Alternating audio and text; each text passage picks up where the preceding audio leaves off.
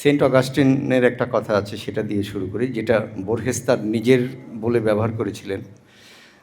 If I am asked I do not know, if I am not asked I know.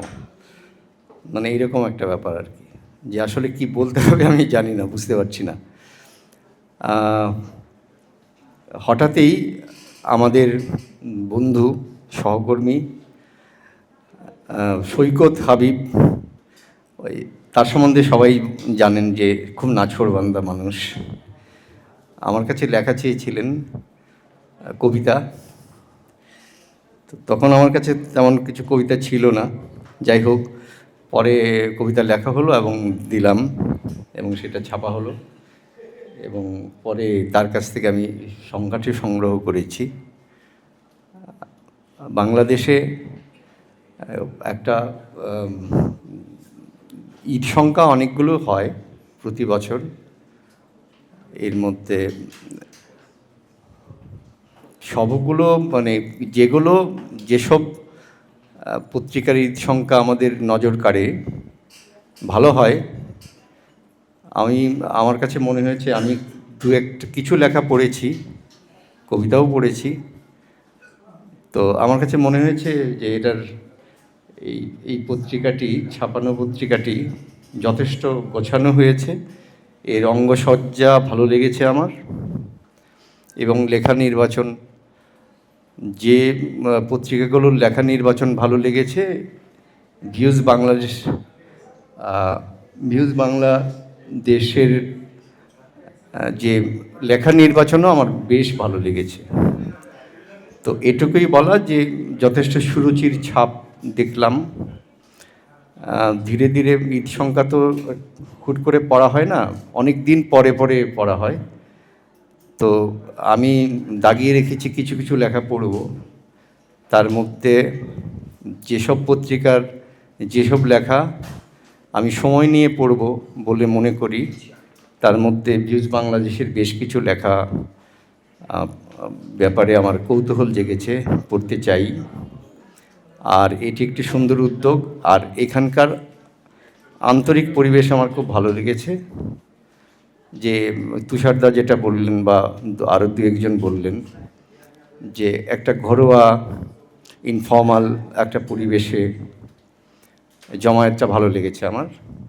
পাঁচতারা হোটেলে বা corporate কোনো আয়োজনে যেরকমটি হয়, সেখানে প্রাণের ছোঁয়াটা থাকে না।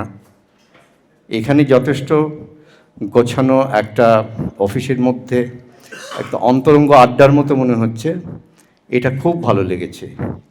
আমি মনে করি যে ভিউজ বাংলাদেশ ভবিষ্যতেও তারা যদি এরকম মুদ্রিত সংখ্যা করেন, বা শুধু ঈদ নয়, ঈদের বাইরে বিভিন্ন ধরনের সুযোগ থাকে, বিভিন্ন ধরনের উপলক্ষ করে বছরে অন্তত কয়েকটি সংখ্যা করা যায় কি না, মুদ্রিত সংখ্যা বিভিন্ন উপলক্ষ ধরে বিষয়ভিত্তিকও করা যেতে পারে, তাহলে আমার মনে হয় যে এটা একটা ভালো কাজ হবে। আর এর সঙ্গে যারা জড়িত আছেন, রাশেদ তিনি খুব ভালো স্বনামধন্য একজন সাংবাদিক,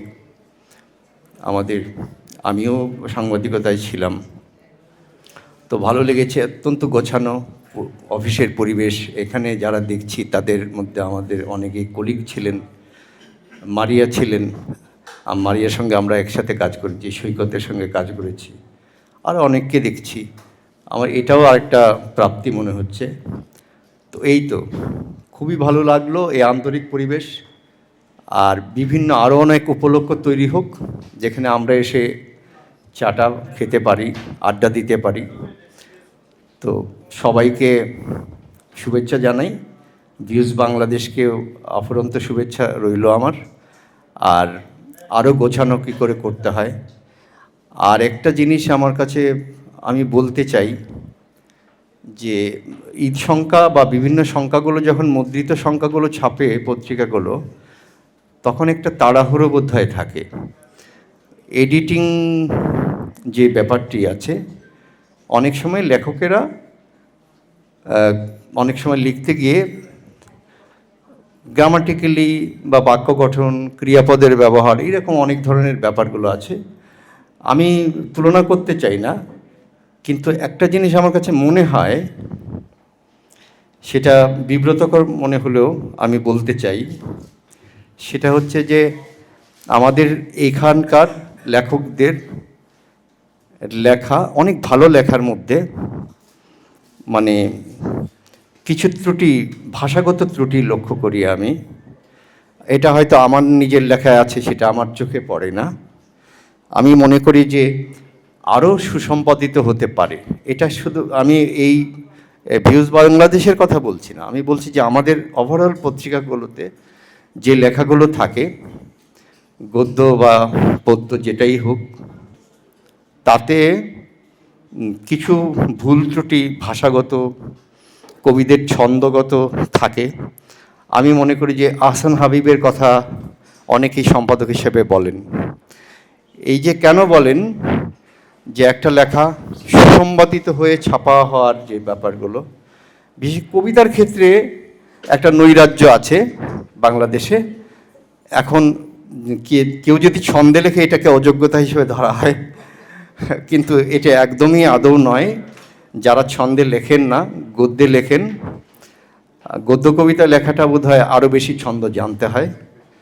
ছন্দ, গদ্য কবিতা লেখা আরও বেশি ছন্দ না জানলে, খুব ভালোভাবে ছন্দটা না জানলে গদ্য কবিতা লেখা যায় না বলে আমি মনে করি। আর আমি মনে করি যে প্রত্যেক যারা কবিতা লিখবেন তাদের ভাষার ব্যাপার, কবিতা তো ভাষায় নতুন রক্ত সংবহন করে, সেটা বিশ্বাস করি। তো এই তো আমি মনে করি যে আমাদের যে লেখাগুলো ছাপা হবে সেগুলো যেন আরও সুসম্পাদিত হয়।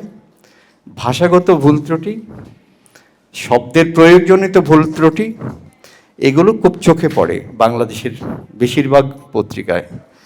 এটা এইগুলো আমাদের আসলে জন্মদাগের মতো লেগে আছে। আমি মনে করি যে ভিউজ বাংলাদেশ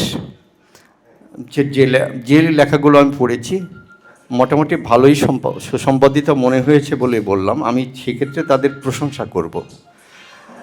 আর সেই সঙ্গে আমি মনে করি যে আরও ভালোভাবে যে কোনো লেখা, সুসম্পাদিত লেখা না হলে যেন ছাপা না হয়, সেটাই আর কি। আর এতক্ষণ আমার কথা, বিরক্তিকর কথাগুলো আপনার ধৈর্য ধরে শুনেছেন বলে অশেষ কৃতজ্ঞতা জানাই। আর সবাইকে ধন্যবাদ। রাশেদকে বিশেষভাবে অভিনন্দন জানাই এরকমই উদ্যোগের জন্য। আর আমরা যেন আবারও এরকম বিভিন্ন রকম আড্ডার সুযোগ পাই। সবাইকে ধন্যবাদ, শুভেচ্ছা, অভিনন্দন।